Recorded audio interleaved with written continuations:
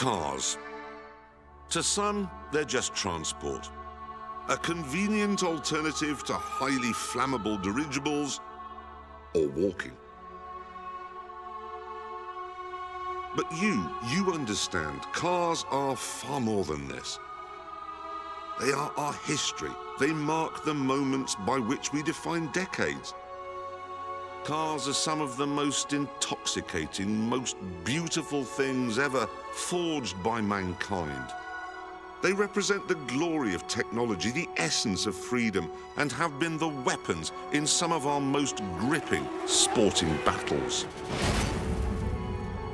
They grip us, they cheer us on, they hold us up as heroes.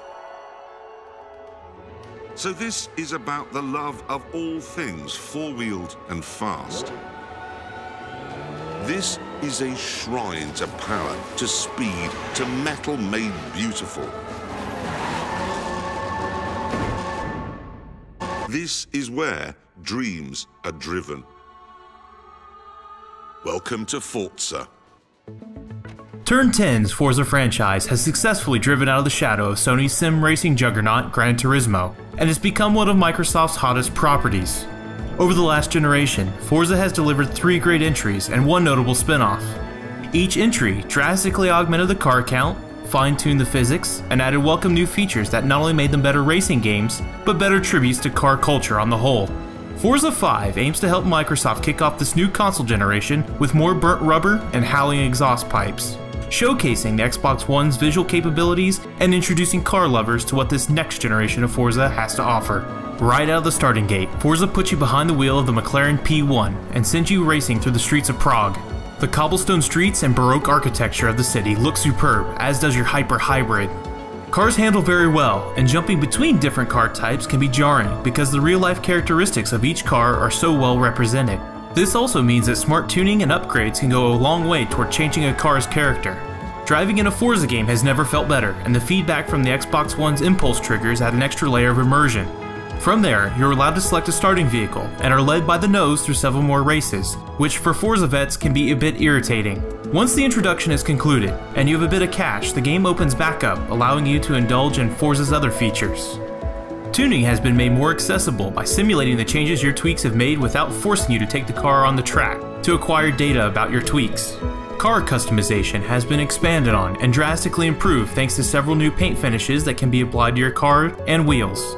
Chrome, gold, copper, carbon fiber, Kevlar, camouflage, and wood paint schemes allow a tremendous number of new creative options when styling your vehicle without having to waste layers in the vinyl editor. Matte and satin finishes also make their way into the game, allowing you to give your classic Mopar a flat black hood to contrast with its glossy paint. It's a good thing that customization has been expanded, because by sharing your designs, they may end up adorning the Drivatars you encounter throughout the game.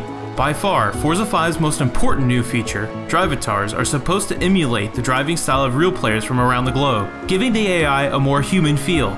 While it's anyone's guess whether or not the system does a good job of imitating the habits of real players, your opponents do feel much more like real drivers than the AI featured in previous Forza games. The problem is that with low lap counts and 16 racers who have no regard for the well-being of their vehicle on the track, it's extraordinarily frustrating with full damage simulation. Getting caught between opponents means potentially damaging your suspension, making proper cornering impossible, or crippling your gearbox or engine. Sacrificing this layer of realism means experiencing more dynamic races where opponents behave unpredictably. Overall, the AI changes make the game feel more exciting and dynamic, even if it does present some frustration for purists. Like Forza 4, this installment has also been touched by the 3 not-so-wise but hilarious presenters of BBC's Top Gear. The 3 presenters introduce you to each of the game's race series. James May often introduces races featuring more sensible and practical cars. There are many ways to go very fast around a track like ours. You can choose 4-wheel drive or rear drive, mid-engined or front-engined, great big V12 or little V8 with a turbocharger. Hammond espouses his love for American muscle. Dust off your work shirt, pull on some aviators, call up your girl. Time to go racing in the street. Here, in all their late 60s glory, are the icons of the American muscle car era. There's nothing not to like about cars like these. And Clarkson waxes poetic about the more ostentatious, astronomically priced and rare hypercars. Back when Concorde retired, it felt like the world had run out of ideas and the money needed to keep making planes faster and faster. Well, thankfully, the world's motorcar engineers are made of stronger stuff than their colleagues in aerospace. The end of Concorde seemed to signal the start of a ground-based air race, the era of the hypercar. While the game features a couple of events that channel some of the show's style and humor, like a race around a Top Gear test track that is littered with rubbish bins and cardboard cutouts of famous London landmarks, and a race against the Stig, the Top Gear flavor is quickly lost amidst race types and conditions that will be familiar to series veterans. These brief reprieves from the stoic act of piloting your machine around a track, holding a precise line, are too few and far between, failing to give the game enough personality to distinguish itself from its rivals. Auto Vista has been retooled and renamed Forza Vista, and this time every car in the game can be examined in great detail, though Jeremy Clarkson nor the other chaps at Top Gear do the talking. BMW has a long, storied history, building everything from motorcycles to airplane engines. While I suppose it would be difficult for them to muster the same enthusiasm they would have talking about the rubbish Camaro IROC Z or the Eagle Talon as they would machines like the McLaren P1 and BMW M3, their spirited monologues are sorely missed. Part of the reason that Turn 10 has been able to include Forza Vista mode for every car in the game is that the car list has been drastically reduced. While Forza 4 featured 482 cars out of the box, Forza 5 comes with a mere 190. While a reduced car count is to be expected with the jump to the next gen, losing well over half the previous game's cars is a bit extreme. Also, very few of these cars are new to the Forza franchise.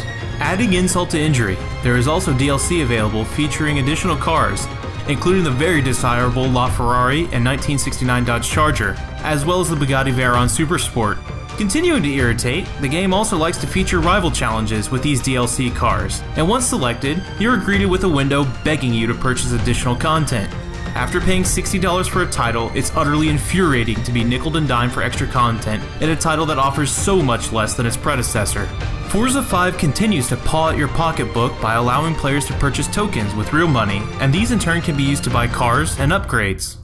While previous Forza games have allowed players to buy tokens with real money, the vehicles in those games were easily obtainable with a bit of time and effort. Forza 5 has done away with earning gift cards when leveling up, and on average, every race will provide around 10 grand. Completing a race series also gives players credits, as does earning driver levels, though the rewards for gaining driver levels doesn't seem to scale up. Leveling up your affinity with each car manufacturer means that you'll receive a larger bonus percentage for completing a race with that car's particular manufacturer. In short, it takes a lot of effort to gain the credits necessary to purchase some of Forza's priciest rides. Multi-million-dollar classics and race cars seem almost unobtainable, though players with a bit of history with the Forza franchise can log on to Forza Rewards to get a healthy cash bonus. Perhaps the most irredeemable feature of Forza 5 is the number of tracks that it offers. There are a total of 14 tracks, and if you've been playing racing games for the past 10 years, you have probably already logged a few thousand laps on half of Forza 5's tracks. There are exactly 3 noteworthy tracks that have been included in Forza 5. Australia's Bathurst, Belgium's Spa-Francorchamps, and the aforementioned fantasy track in Prague. Yas Marina is in Forza for the first time, but those who played Grid 2 earlier this year will have already put a few hundred miles on that track, and will likely not be itching to go around it a few hundred more times. Bathurst's narrow track presents a unique challenge when trying to push your way through 15 other racers, and the brutal hairpin chicane known as the bus stop on Spa will probably replace Laguna Seca's corkscrew as one of the trickiest sections of a track. The problem with real-world tracks, aside from their inclusion in many other racing games, is the fact that they're not very scenic. When racing around the Bernese Alps or Prague Fantasy tracks, they're truly gorgeous driving experiences, while the often flat, business-like real-world tracks don't appeal, nor do they make the most of the Xbox One's hardware. You will tire of Forza tracks about a quarter of the way through the main game, possibly sooner if you've played other Forza titles or other racing games. Weather effects are also absent again, further diminishing the replayability of the courses on offer, making Forza 5 seem decidedly last-gen. Online has suffered from Turn 10's push to make this a launch title as well. Car Soccer is gone, as is Cat and Mouse. It has been my opinion that online races in Forza have never been terribly enjoyable, since less skilled players will inevitably resort to ramming in order to eke out some sort of entertainment value out of the experience. Without modes like Soccer and Cat and Mouse that allow less skilled drivers to be a valuable part of the online experience, it's worth foregoing online play altogether in Forza 5, unless you have several friends that are also Forza players. In terms of audio, Turn 10's latest continues the theme of taking one step forward before drunkenly falling back a few. The music in past Forza games has been pretty unremarkable, and this time an orchestral score accentuates the action on the track. While the music is generally rousing and pleasant to listen to, it's not without problems. The most upsetting aspect of the music is that it's not varied enough, and after a few races it seems like you're listening to the same track over and over again. The dynamic score also is at odds with the on-screen action. Forza's camera is generally pretty static, and the tracks are equally lifeless. Where Grid 2 employed a shaking camera of plenty of particle effects to sell the drama offered up by the audio, Forza 5 soundtrack is similar to listening to the Dark Knight soundtrack while pushing a shopping cart around a grocery store. Thankfully, the sound effects still stir the loins of any red-blooded, meat-eating man on the planet.